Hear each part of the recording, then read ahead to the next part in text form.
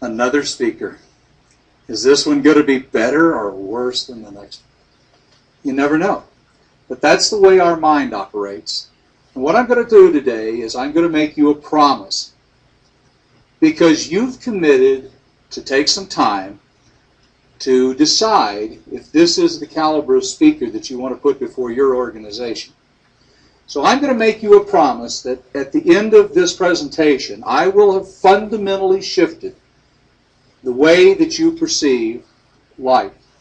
Because I'm going to teach you how the mind operates, and after that, you will not be able to go backward. And the end result is you're going to be more effective at whatever you do from this moment forward in your life, no matter what level you start at. The way I got into this was I was an abused child, and I was manic depressive for most of my young life. And about 30, I decided I did not want to live my life being depressed. And so what I began to do was to find out how the mind operated. See, here's a question that you hardly ever get asked. When was the last time somebody sat down with you and said, let's go have a beer. Let's talk about how you formed your personality. Why did you pick to be the way you turned out? See, if you never engage in that conversation, then you never have access to that information.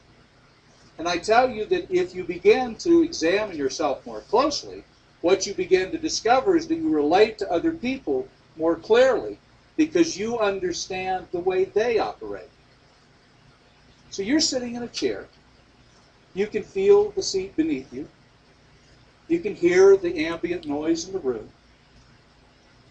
You can see all the colors that are around us. Now, those things existed before I mentioned them, but they weren't in your consciousness at that moment.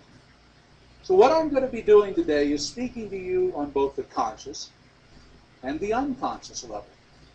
Because most of what you've done to determine who you are, which means how you're going to be in the future, was set up by your unconscious mind. Now, remember back. This is going to sound crazy when I say the next sentence. But remember back to when you were a baby, and you can. Your subconscious mind has all that information stored. You can remember back to looking around and realizing that those other things were doing stuff different than what you did. You just lay here, and they passed in front of you, and suddenly one day you turned open. Whoa! New perspective on the world. Things look different. Gosh, and when I do this, I begin to motivate. I begin to move a little bit. And you pulled yourself across, and you got to some sort of piece of furniture, and you actually started to claw your way up, and you stood, and you tottered, and you fell down, and it hurt, and you cried, and you still got up again. And you continued to move forward in your life. That's the way it always works on every level, every day. So as you're sitting here, judging whether I'm a good speaker or not a good speaker, whether I'm the kind of person you want to have present to your organization, you have the opportunity to pick. And that's the way you've made all of your decisions. You've chosen it. But how? Let's go back to the beginning in a sense. Every one of us realizes we have a brain, and that works very well on our behalf for the most of us, right? But our brain is a biological computer. Simply put, it is no different than the computer on your desk. It just has a larger variety of input, and it has a larger capacity to calculate. That's the only difference. But every computer that exists has one fundamental program. In the solid-state computers, we call it the disk operating system, or Windows if you got it. What is the bottom line program of any life form? It's one word. Anybody know? Survive. Survive. So when you're dealing with your employees and you go and you say, hey, look, I'm a little unhappy with your work. what is the first thing that their mind will snap into? Survival mode. Oh my Lord, my job's threatened. If you want to understand that when you're dealing with other people, when you have a disagreement with your spouse, when your position has threatened their position, they go into survival mode. And they will argue, sometimes to the death. And we call that war or fights, conflicts in marriage. But that's exactly where it operates out. It is that fundamental survive mode. Hey, happy birthday, Will. You've heard about, you've learned about, sort of, we've got to have. I just wanted to wish you that, and give me a call when you slow down. I know you got the kids tonight. Have music. Every culture's created that. That's part of our hierarchy of needs. Okay. What has really given you? Well, I hope that turns out to be a successful venture quickly. So, when was the last time somebody said to you, let's go distinguish a few? Right? Sounds like a crazy question, right? But you distinguish when you leave here, you better be able to. Just devastatingly painful. Yeah, they cut out all the meat of the comedy show. All my characters with the costumes and the props, they didn't use any of. Try this. And they never mentioned my survival tool. Nope.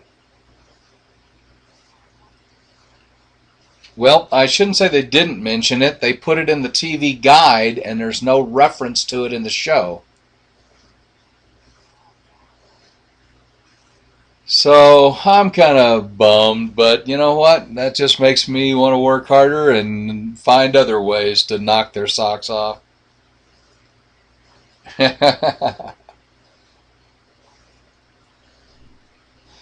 No, sorry, didn't. Seriously, at the comedy part, I hardly made the cut. And by the way, I finally did get to look at the video of the guys, and there's nothing usable on that whole video. Yeah, and so I can give that back to you, but they set the camera up on a wide shot so far at the back of the room, and they never got any pictures of the Nat Geo crew, which was the one thing I asked them to do, was make sure they got the Nat Geo crew filming me. That was the point.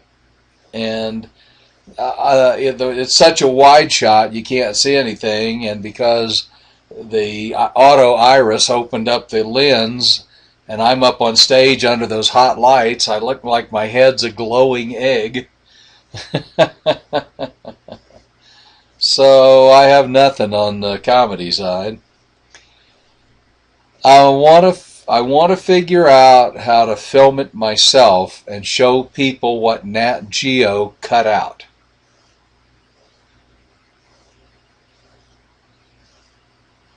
I want to get the costumes. I don't know whether we can bum Herman's Hideaway's stage or something like that to get kind of for the pool lighting effect.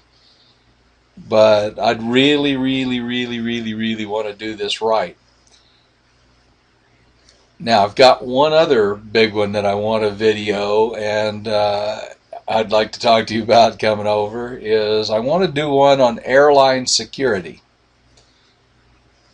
Did I tell you about this one? I can't remember. Okay, well, remember our little robbery thing, and I assume you've seen it up on YouTube now? Oh, okay. Okay, that's cool. That's cool. Be glad to do that. Well, ours worked out real well. What I want to do with the next one is I want to get a table, and I want to get like a watermelon and maybe 2 cantaloupes, and just say, let me tell you what pisses me off about airport security. And I'll pull out my 2 knives and I'll open them simultaneously.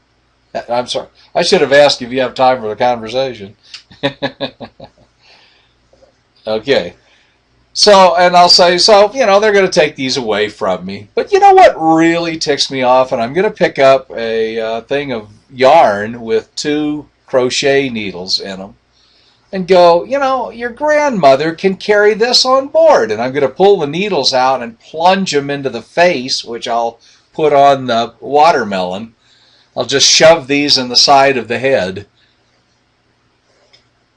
and say, now, if that doesn't make you mad, imagine that they don't take away your pins, and I'll start shoving pins out of my pocket, out of my notebook, into the skull of these watermelon and melons.